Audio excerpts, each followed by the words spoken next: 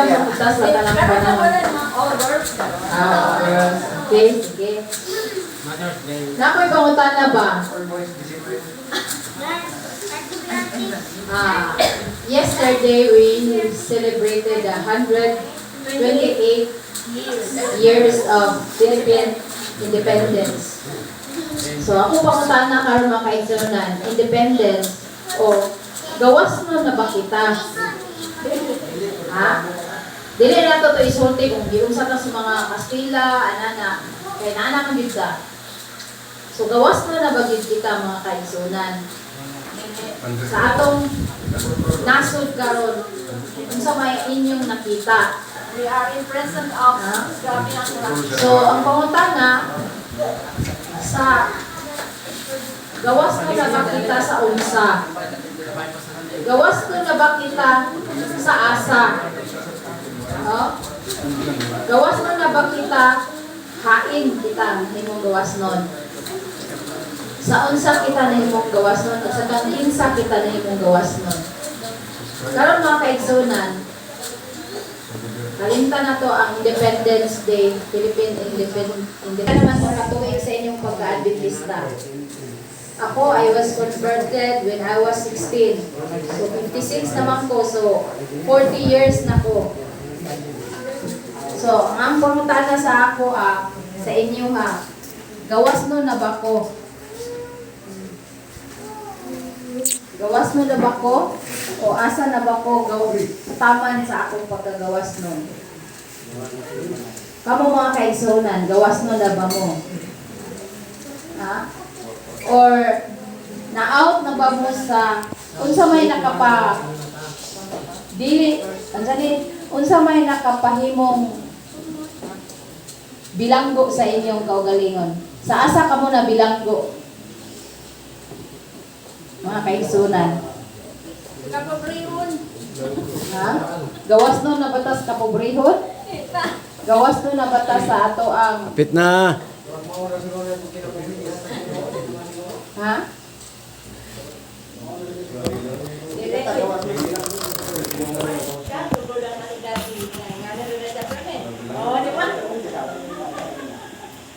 So gawas no na ba kita mga kaigsunan sa asa, sa hain, sa kangkinsa.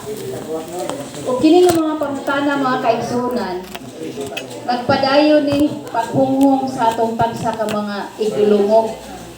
No? Unsaon na to nga mahimutang maayo o mahimutang gawas nun sa pagkabilanggo mismo sa atong kaugalingon. Mga kaigsunan, we are bondage from vices. Nabilanggo kita sa mga bisyo. Ano sa may mga bisyo? Bisyo sa pagka dagdugay matulog. Kaya tungod nabilanggo ta sa gadgets. Oh, nabilanggo kita sa utang. Kasi wala utang rin. Ha? Nabilanggo kita sa ato ang kapobrihon. Kapit na may kagawas. Labaw sa tanan, nabilanggo kita sa atong tagsa-tagsa ka mga batasan. Nga hangtod karon wa ko kita nakagawas di ka niini. No? Mo na nga ang pasidaan be a mobilizer of change. Kita ra gyud mismo mga kaigsunan ang makapausab no sa atong kaugalingon. So kung mayon tag mobilizer of change, unsa may atong usbon? No? Pansadili pa kung padayon mga kaigsunan, mag-ampo sa ta. Gracious Father in heaven, we need your Holy Spirit to help us understand everything that we are going to hear this morning. Bless the congregation, bless us all. In Jesus' name, I pray. Amen. So, sa dili pa kung padayon mga kaigsunan, last Sabbath, nakita mi ni Kapitan Arturo kay anang Friday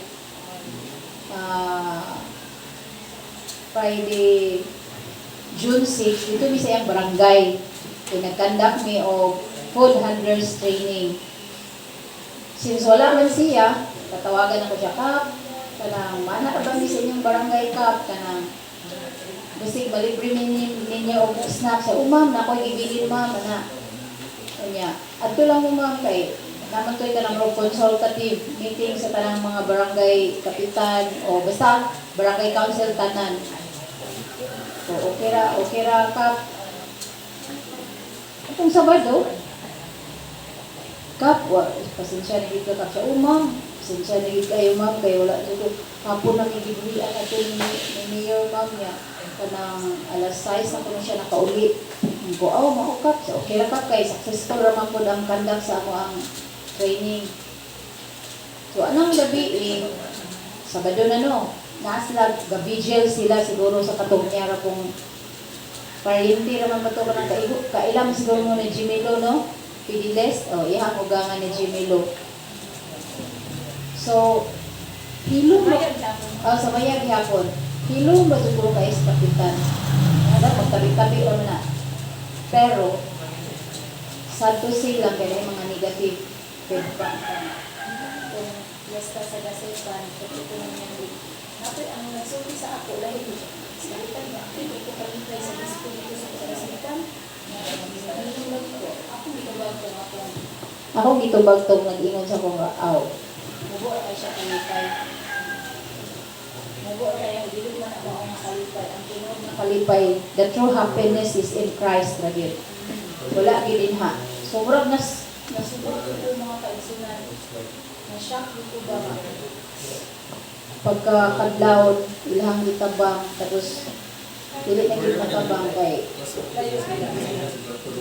niya. Bulag sa sila kita sa ihang misis di ay.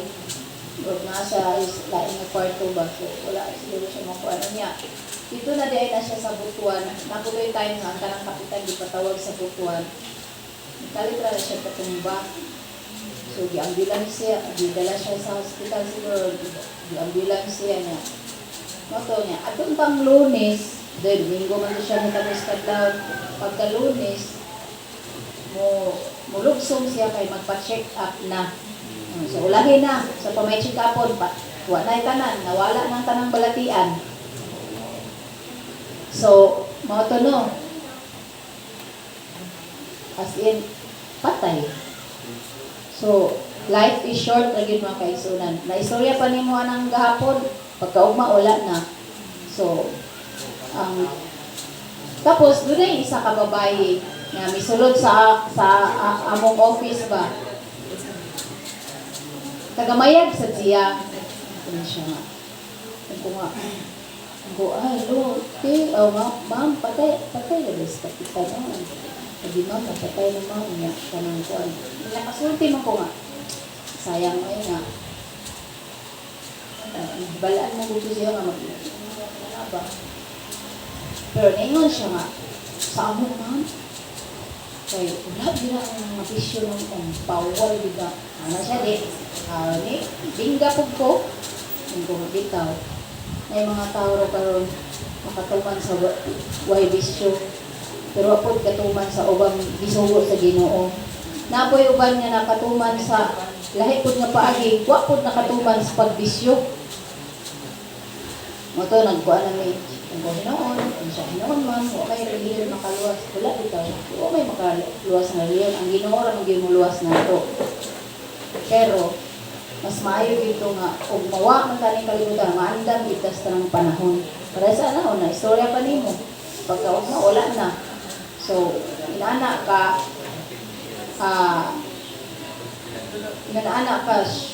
kamubo ang ginabuhi sa tao karon mo na nga ang lesson is be ready all the time so mo na nga sayangan ko kay ano buutan pitan usay mo kay atong kabuutan ba kanang buutan tas mga tao pero patubangan sa Ginoo kulangan pa gani ug makaingon ta ba nga kung buutan mo galing tas komunidad ipanindigan nga nila kabuutan ba nga buutan ka sa imong ko buutan ka sa Ginoo so mga ginang sakto ginang ni Ellen G. White nga dili gid ka mo commit unta dili gid ka mo apil sa mga sa kalibutan nga mga sa politics nga na ano karang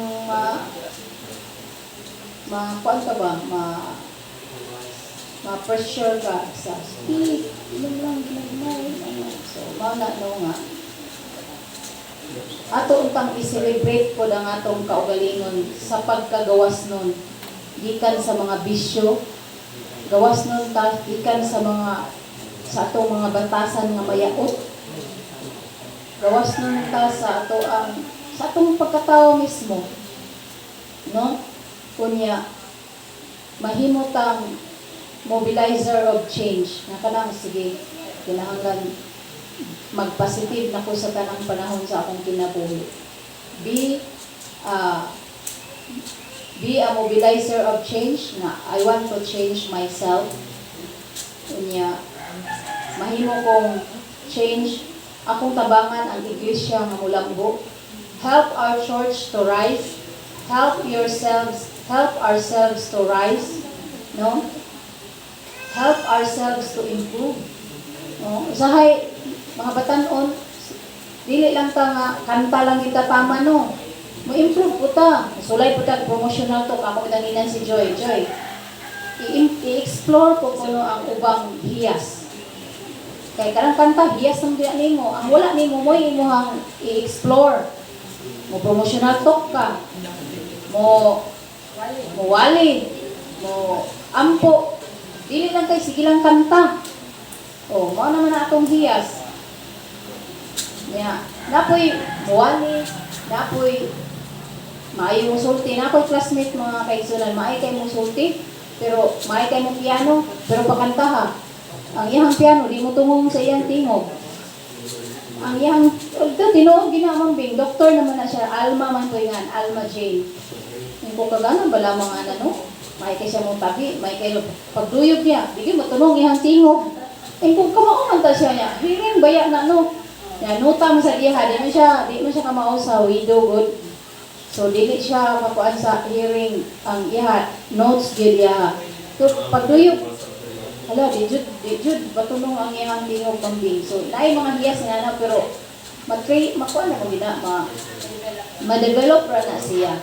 So, mao na siya, be positive in yourself. Help yourself, help our church to rise. Ang saon man. So, anong paglambo? Unya, atong tabangan ang atong mga kaigsunan nga mahiusa ta din sa iglesia. So, sa unsa man nga paagi, daghan kayong paagi mga kaigsunan. So, sa makaingon ta nga, sa pila na katuig ta ng alagad, gawas no na baka kita, no? Sa bandage, nahigot manggugta, pero nahigot ta ba sa ato ang labi na ning kalibutan karon nga murag nahiguta sa atong panginabuhi nga murag halos isubsub na lang gid ang ato ang lawas atong kaugalingon sa trabaho nga wala na tay igo nga pahulay no kinahanglan dai ko no ibalansi nato ang atong kinabuhi mga kaigsunan no kay when faith tested during crisis diha maila kung asa pud ta taman no? So, mao na mga kaigsunan nga mapamalandong na to bitaw no 40 na ko katuig sa akong kaugalingon lang muna gingon nga ang Ginoo ra gyud nasayod ang Ginoo ra gyud magpaigo nato mga kaigsunan like ni Kapitan ako makaingon ko ba nga dili pagigta to siya angayan kay kanang sa serbisyo mangunay dito siya, pagtawag na ko ka, ang basura lagi diya sa tubangan sa mayag, iniglugsong ka, aki ka, gusto mo may buhaton na ka. Sige lang ma'am, ako nang patabunan ma'am. Paglugsong ako anang, nanawag ko niya ng hapon, paglugsong ako ng buntag, di na makita ang basura, kaya tabunan ng daghang mga dahon sa saging. Kaya daghan mong pagbuha, daghan mong saging ng pagbuha, dito iya ang ipangputol, ipangkuan. Okay lang ma'am. Salamat ka. Kanang ganahan ko sa iha kay kung sa imo yan, action agad. No? Kaya ni siya ma'am, isuda lagi Rapidol po, action. Isuda kita ayaw kauban lagi ko labi na og dili mo bariha ang mga kuan ko. Diha na gyud nato maila kung unsa ta, no? Kinahanglan na kita Positive lang ita kanunay. Kung di yung anak sila, kita naaman ta kanunay ang mobilizer of change lagi. No, karon murag nagka bunyang na sila dito kay ang first councilor kay opposition na niya si Rosemary Manatad. Rosemary Manatad kay Kumano? ikawaluan. So, siya mo siya. Oh, sa pa man mag-eleksyon na po. No, so, mo na ang inanano nga, gubot tayo sa politika. O na, gawas na ba kita sa politika? No? Ang atong Pilipinas karon gawas na ba? Nag-celebrate ang Independence Day, pero huwag gihapon ka na. Oh, grabe mang gihapon ka gubot. No? So, mao na mga kaigsunan nga ang atong kinabuhi na sentro diha sa pagkagawas nun. Ug way lain mapahigawas nato makaisod si Kristo lamang. No, siya ra gid ang mahimong mopagawas nato gikan ining tanang mga nakagapos nato. No? Nagapos ta sa circumstansya. Labi na sa tong panahon karon nga lisod na kaayo mga kaigsunan. Ang mga tao, dili na mamati, sultihan nimo. Naayo sa kakaiba na ho, siya na, perte na mong inom gabi ilagi. Ang duha ka magtiayon ko dito na kuno natulog sa gawas, nagsinukahay na. Akong linan, dili mo mahilo kung dili mo kainom, no? Na, kuan sa IT, kanang kuan sa IT, sure, oy. Wagay mo nasayot nga, naman pinadayag nga ang mga palahubog di makasulog langit. Ang Biblia na inon. Utik na karoon ng Biblia, maghilog-hilog na ta, murag. No? Mo na nga. Be a mobilizer of change. Basin dahil sa atong pag-istorya, ma-change sila.